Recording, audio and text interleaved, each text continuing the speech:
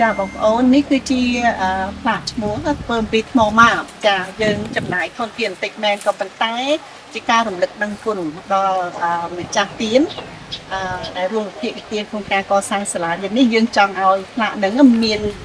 និរន្តរភាពបើយើងដាក់ឈើអាចពុកខូចអស់ហើយបើយើងធ្វើអត់ល្អវាអាចបានជាប់លាត់ទេគឺជាថ្មមកបងប្អូនហើយចាដោយទឹកនេះ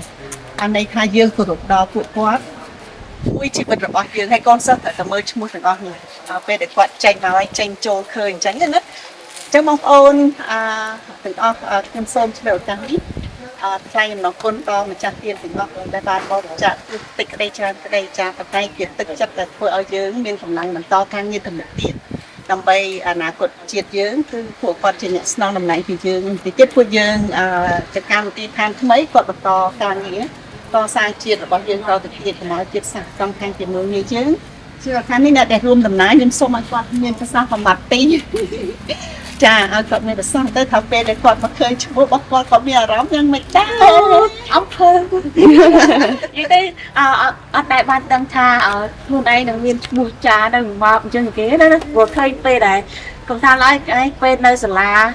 ក៏ទៅវត្តអីផ្សេងអញ្ចឹងឃើញគេមានឈ្មោះមានអីថាតោះដឹងថាយើងមានខ្លួនឯងចឹងថានេះទឹកចិត្តខ្ញុំតិចតួចស្រួយស្ដាងដែលបានចូលរួមចំណែកជាមួយនឹងអង្គការមូលនិធិសង្គ្រោះកុមារកម្ពុជាអូស្ត្រាលីចាហើយចឹងបងសេដាគាត់មានចិត្តគាត់មកចាឈ្មោះខ្ញុំមិនដឹងក្រុមគ្រួសារខ្ញុំទៀតចឹងចង់ថារំភើបមែនតើសម្លឹកទី1ណាសប្បាយចិត្តខ្លាំងចាហើយតែទោះបីឥឡូវបើកឡានមកព្រឹកធំហើយក៏លេងហត់ទេតែបាយក៏លេងហេវដែរអរគុណចឹងហើយខ្ញុំសូមពីវនាវដល់ពុកម៉ែបងប្អូន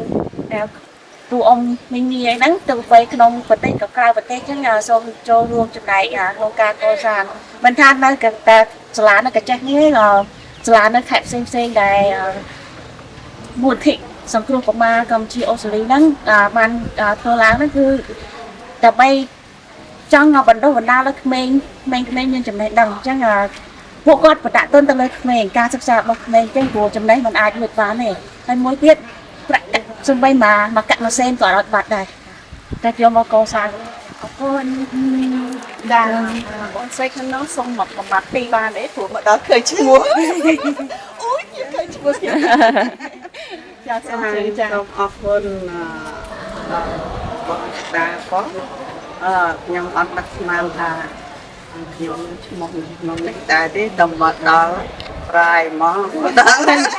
បាននិយាយបានតែហើយក៏សប្បាយចិត្តខ្លាំងណាស់ដែរដែលបានចុះមកផ្ទាល់ជាមួយខ្ញុំណាបានមកដល់សាលានេះក៏មកវិញចឹងខ្ញុំមានថវិកាបន្តិចបន្តួចទេតែគាត់ទឹកចិត្តលទ្ធភាពចាព្រឹកសួរនេះខ្ញុំឈ្មោះរចនាហើយថ្ងៃនេះខ្ញុំបានមកដល់សាលាមូលនិធិសង្គ្រោះកុមារកម្ពុជា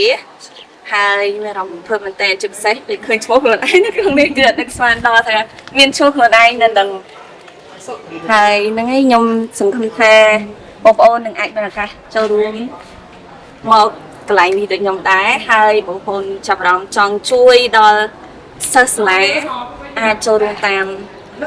ទីសង្គ្រោះកុមារកម្ពុជាអូស្ត្រាលីសូមអរគុណ